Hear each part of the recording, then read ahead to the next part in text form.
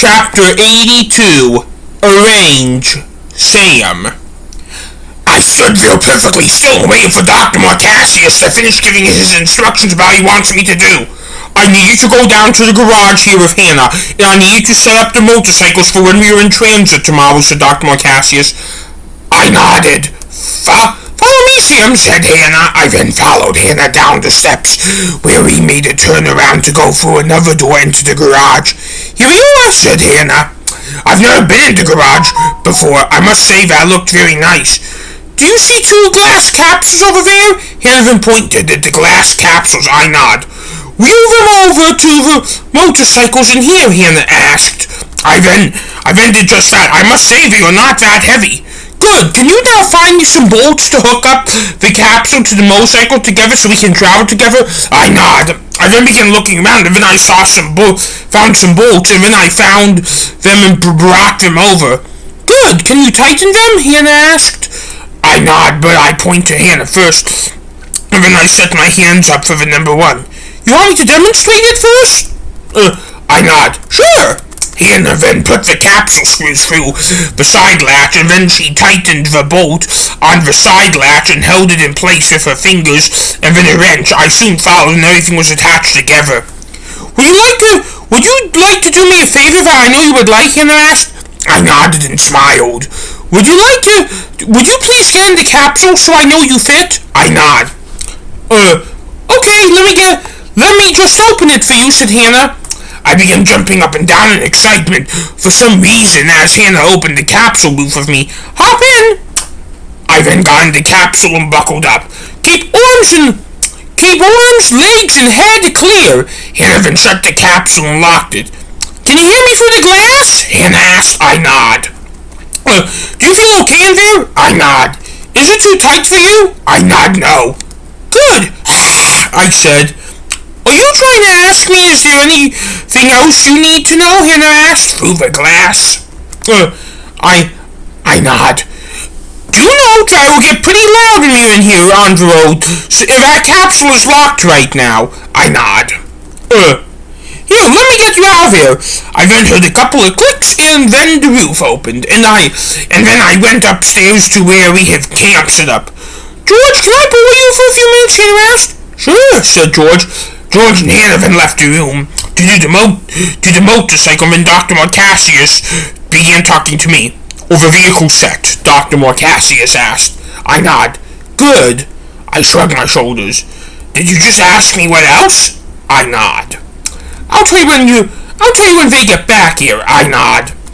I then saw Marcus pull out his phone. For some reason, I wanted to take a look at it, so I went to look at it. Don't you have your own phone to look at? Dr. Marcassius asked.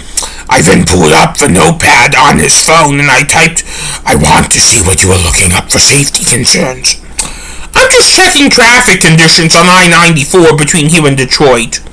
I gave Marcus a thumbs up. We're just going to hop on it and ride it all the way to the People Mover in downtown Detroit. I nod.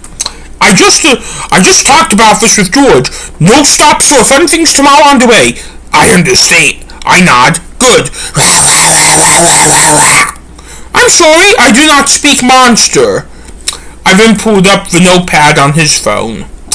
Well, what else is there you would like me to know? I asked through the notepad. I do not know if we are spending the night or not, Dr. Marcassius answered. I made a Y with my fingers. Because we need to be there at the time this doctor who we need to see is on the People Mover. We do not know if that is tomorrow or not. I nod. Any other questions? I took a moment to think about it, and I couldn't come up with anything at all. I nodded no. Okay, said Dr. Marcassius. I then pointed at myself, and then I pointed at Dr. Marcassius. I was wondering if there was anything he wanted me to do for him. Is there something you would like to do for me? Dr. Marcassius asked. I then drew a circle in the air. Oh, the other way around. Is there something I want you to do for me? I nod. No, there isn't. Just wait here patiently. I nod. It was about 2 more minutes after that when George and Hannah came walking back from the garage. Are you all ready for the positional announcement time? Dr. Marcassius asked. Yes, George answered as we all nodded. We then all stood up in an upright position and began paying attention. Okay, everyone, we're going to do this my way, so that we all remember who we are, ordered Dr. Marcassius. That's a little bossy, said George. Just go with it, I heard Hannah whisper into George's ear. Everyone but me point at me, said Dr. Marcassius. We then all pointed at Dr. Marcassius. I am the head general, said Dr. Marcassius.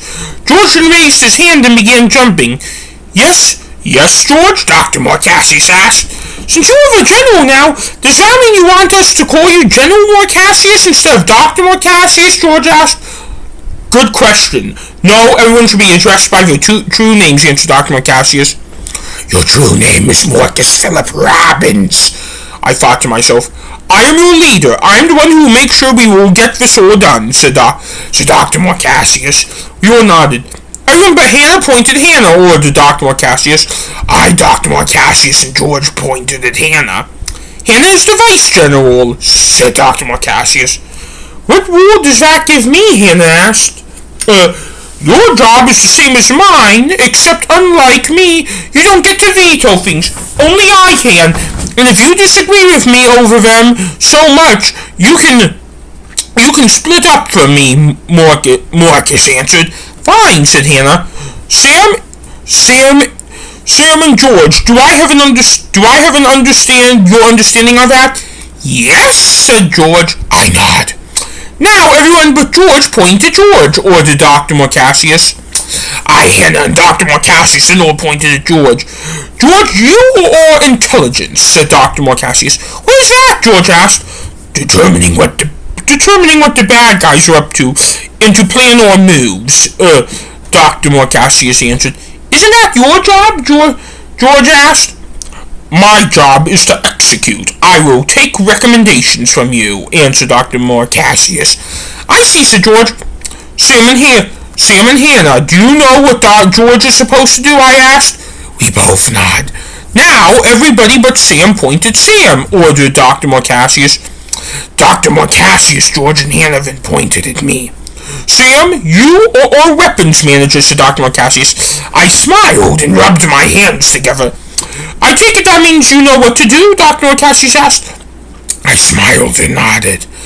I then got the gun I stole from the SWAT team, and I opened the bullet holder and counted the number of bullets in it. Unfortunately, there were only 7 left because most of them were wasted on me. How many bullets are in there? Dr. Marcassius asked. I then flashed Dr. Marcassius with my hands. 7? Dr. Marcassius asked. I nod. How could there be that few? Dr. Marcassius asked.